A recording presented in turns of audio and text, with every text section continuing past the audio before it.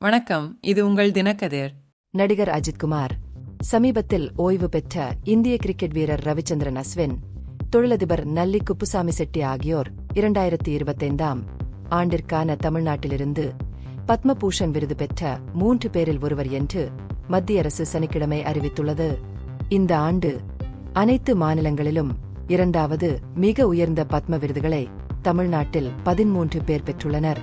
விருது பெற்றவர்களில் பிரபல நடிகை நடனக் கலைஞர் ஷோபனாவும் பத்மபூஷன் விருது பெற்றவர்களின் பட்டியலில் இணைகிறார். அஜித்குமார் 1993ஆம் ஆண்டு அமராவதி திரைப்படத்தின் மூலம் நடிகராக அறிமுகமானார். அதன் பின்னர் சுமார் 60 தமிழ் படங்களில் நடித்துள்ளார். அவரது வெற்றிகரமான திரைப்பட வாழ்க்கையைத் தவிர அவர் மோட்டார் விளையாட்டுகளிலும் ஈடுபட்டுள்ளார். மிக சமீபத்தில் அவரது அணியான அஜித்குமார் ரேசிங் துபாயில் 911 GT3 R பிரிவில் போட்டியிட்டு 3வது இடத்தை பிடித்தது. இந்தியாவின் 2வது அதிக விக்கெட் வீழ்த்திய வீரராக ஓய்வு பெற்ற ரவிச்சந்திரன் அஸ்வின் நாட்டிற்காக 287 போட்டிகளில் விளையாடியுள்ளார்.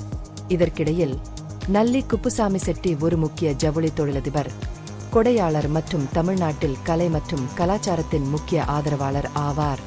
தமிழ்நாட்டிலிருந்து பத்மஸ்ரீ விருது பெற்ற 11 பேரில் பல்வேறு துறைகளைச் சேர்ந்த குறிப்பிடத்தக்க நபர்கள் அடங்குவர்.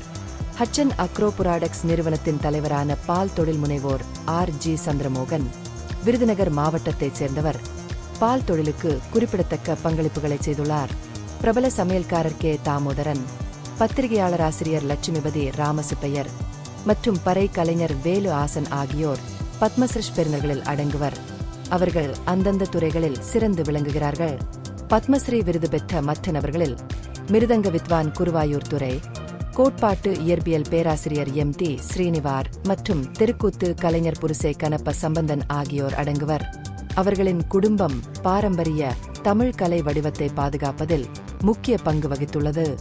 சிற்பி ராதாகிருஷ்ணன் தேவசேனாபதி மற்றும் கவிஞர் சுப்பிரமணிய பாரதியின் எழுத்துக்களை தொகுப்பதில் பணியாற்றியதற்காக அங்கீகரிக்கப்பட்ட அறிஞராராய்ச்சியாளர் சீனி விஸ்வநாதன் ஆகியோரும் தங்கள் பங்களிப்புகளுக்காக கொண்டாடப்படுகிறார்கள். இந்த ஆண்டு பத்ம விருதுகள் தமிழ்நாட்டின் வளமான கலாச்சாரம், கலை மற்றும் தொழில்முறை பன்முகத்தன்மையை எடுத்துக்காட்டுகின்றன.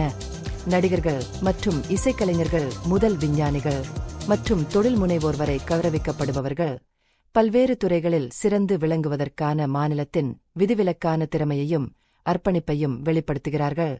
இது உங்கள் தினக்கதிர். நன்றி.